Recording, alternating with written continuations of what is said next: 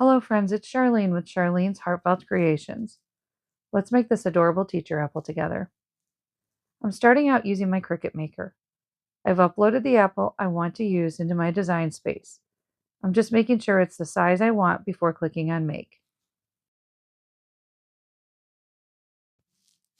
Now I'm choosing to cut on the mat. I want to use up this piece of acrylic, so I'm going to cut 2 acrylic apple pieces. This is the piece of acrylic that I'm using. I taped the acrylic sheet to the mat using painter's tape, leaving a slightly larger border than what is provided on the mat, and then I will position accordingly.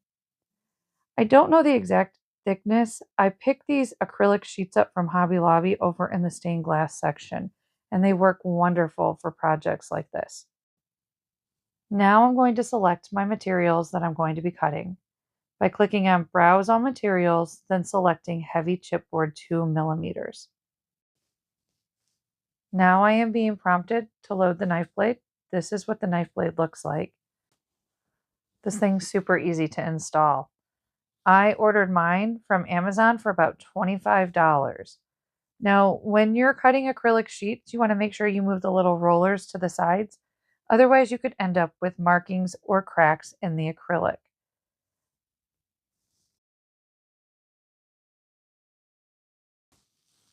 This process is going to take 24 minutes with the blade making 24 passes. Now fast forward to our last pass. Normally, while my Cricut is cutting longer projects, I will work on something with my Xtool or just another project that I have going, like a journaling project. Okay, now I'm going to unload it and we will come back to the acrylic apples in just a little bit. Now over on my Xtool, this is my Xtool software that I'm working with. I've got my apple and everything lined up, ready to go. I'm going to go ahead and click process, and it's going to send it to my Xtool. And I'm just going to go ahead and cut and engrave. Okay, so I've made up 4 apples just so I can go ahead and have the solid one for the back piece. The other 3 are frames, and so we're going to use 2 of those to build up the height a little bit on the apple so we can place the hearts in before the acrylic sheet, and then place one over top of the acrylic sheet to completely frame out the apple. I love the detail that I can get with the Xtool and how I can cut frames and smaller items. So we've got the banner and we've got the leaves. We're going to collect all the leaves and use those. Every one of those leaves are going to get used. The scraps I'm going to use for all the little hearts. And so I'm framing out a section on this apple. This is the inside of one of the apple frames. And I'm just going to go ahead and mark it and then cut and engrave the little hearts out of the scraps of the inner portion of those frames. I already put all the names into the hearts, so now all I'm going to do is take the amount of hearts that will fit into the marked off section, line them all up. Whatever doesn't fit, I'll go ahead and select and save for the next scrap piece, but I should be able to get all of the hearts cut out of scrap. So now I'm just selecting the hearts that don't fit into this little box, moving them over just a little to the right of it so I can select them all and turn off the cut for these particular hearts. So I'm just going to go ahead and center these parts up a little bit better. These are the hearts that I'm going to cut. So I'm going to go over here and hit process. And then I'm going to go ahead and send it to my Xtool. It is really impressive to me how small the text is on these little hearts and how it cuts out these cute little hearts. It does a little border around it and then it cuts around that. And the detail is so impressive. But I don't engrave on these like I used to. I have started to score instead of engrave because it would kind of leave a scorched look with each of the names. Now, if I want to add color to the hearts, I will go ahead and take my acrylic paint markers and color sections of the apple ahead of time before scoring and cutting. This is one of the leaves that I colored with a acrylic paint marker. And now we're going to go ahead and put the date on this. And it's so tiny. I just line it up with the honeycomb, the lines of the honeycomb. And then I will use my laser to kind of aid me in lining up the section where I really want to score it. Now I need to turn off the hearts, and then I will select the date. The date is just the years because it's a teacher apple, so it's just 2025 to 2026. And then we're going to go ahead and select the mark processing area. And I'm going to go back and do what I've done for all the other things that we've marked. So I just take the laser and line it up, and I press the button on the front. I do this 2 times to get a square. Now I will move the date into that little square that I created for the processing area.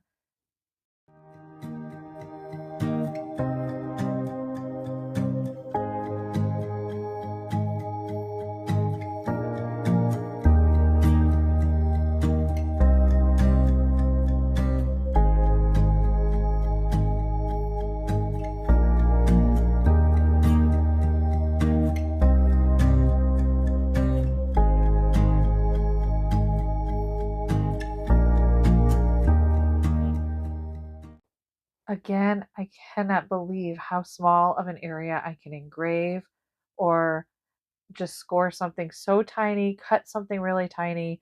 It really impresses me. Okay, so now we have all the finished pieces over here, and I'm just moving the scraps out of the way. I don't need any of those anymore, but if I do have a heart that I notice there's a mistake on, I can just take a little section of the scrap pieces of apple and cut out a new heart. So for this particular apple, the person ordered a red apple with wooden hearts.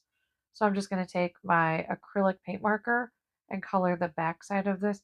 I could just use acrylic paint, but the quick, easy, fast dry, being able to assemble it right away is to just use my acrylic markers. And I wish I could color it this quickly. I did speed up the video, so you didn't have to sit there and watch me color every little inch of it. But the acrylic markers work wonders for this. I just try to do short, quick strokes, and then I will go back over it with long strokes just to make sure everything looks more blended. These acrylic markers are great. I love the coverage that I get. They're kind of a chunky marker.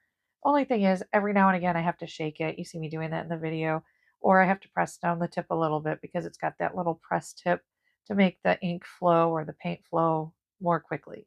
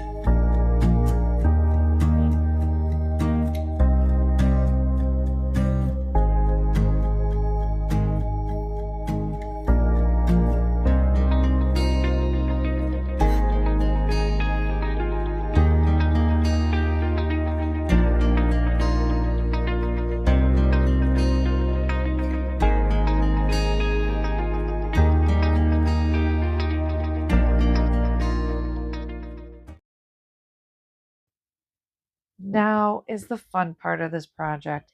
I've tried so many different ways to do this. When I first started doing these, I was tracing them and cutting them by hand. Oh, it was a disaster. The acrylic would snap and crack and break, or it would be really rigid, and it did not look as nice, and I'd have to sand it. It was a horrible disaster. And so I did try using my Cricut, and I used the fine tip blade, and it would score it, but then I'd have to go back over it and cut it out with scissors. And then I went ahead and did a little bit of research and found out that you can cut acrylic sheets with the knife blade. The knife blade was such a fantastic investment. I'm so glad I got it. It makes this process so much easier than what it used to be. And this is still a tedious process. but the results are much better looking and I'm much happier doing it this way. So I just take my scissors and cut little pieces and then snap off the piece. The Cricut does not cut it all the way through. And when I tried to do multiple passes, like I pushed it to cut again, it would actually cut through my mat sometimes or cut a double apple, like you have double vision. Now I'm going to use my favorite glue. It's Gorilla Glue with the brush. I love this stuff and it dries super quick. So I like that I can work quickly with this, paint it on, put it together, and it does not take any time at all to dry. Like I said, using the acrylic paint markers and this particular glue just makes the process so much more streamlined. I'm very particular about lining up the pieces. Want to make sure everything fits together nicely and nothing's really hanging over the edges.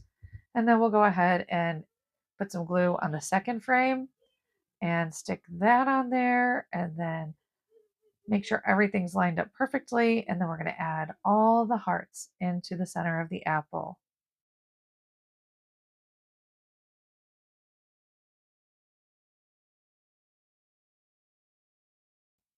So now I need to peel the protective film off of the acrylic apple.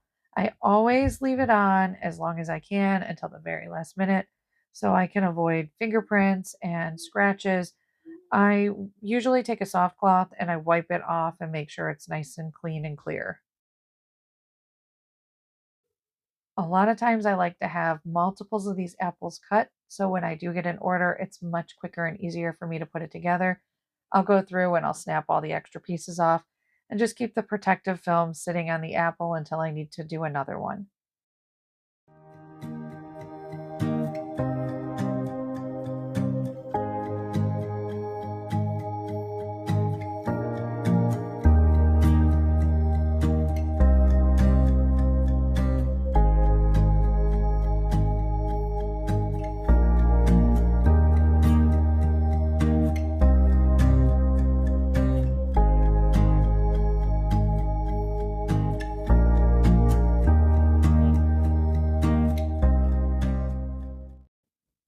Now to attach the acrylic piece and enclose all those hearts. So we have a cute little shaker and we're going to glue this last frame on, finishing up the little shaker portion of it before adding the extra little details.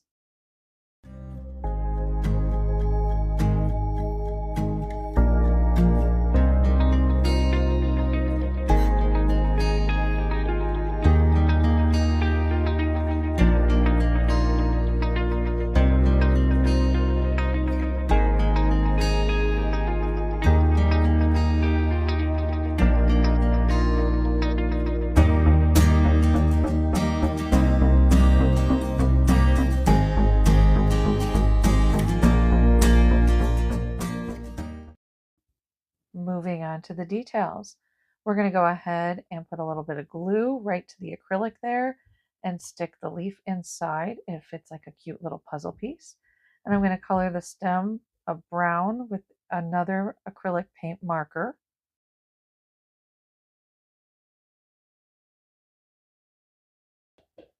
Now it's time to add the banner. Remember those leaves I said I needed to hang on to? Well, I'm going to use those to add stability to the banner. Sometimes I put it over on the corner, sometimes I put it across the front. It depends on how many hearts are inside the apple. If there's a lot, I will put it over to the side like this. If there's a smaller amount like this, to make it look more full, I will put it right across the top like I'm doing here.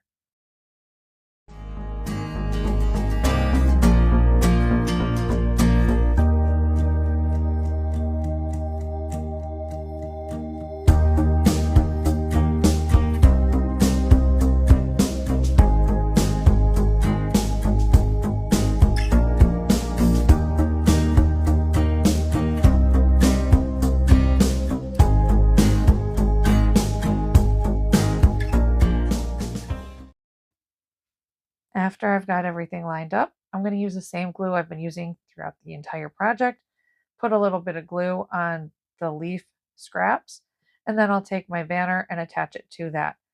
That way everything's easily lined up, and I can just go ahead and glue the back side of the leaves directly to the acrylic. Now our final step will be to add the 4 little magnets to the back side. I just use little porcelain magnets that I've ordered off of Amazon.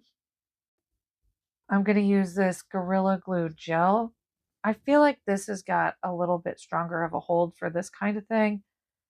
The other glue works great for the small wooden frame and it holds together really, really well. But just for an extra little assurance and stability purposes, I go ahead and I use this glue that I think works a little bit better for magnets. In general, I just think that this gel glue probably works a little bit better for things like magnets and metals. I use this whenever I'm putting pins together, and it holds so well. When I used the other glue with the yellow lid there to do my magnets, the pin backs would fall off. And so that's why I ended up going to the gel. But isn't it adorable, the little shaker? I love it. If you're looking for a teacher gift like this, I sell these in my Etsy shop at cheartfeltcreations.etsy.com. Thanks for joining me, and until next time, bye.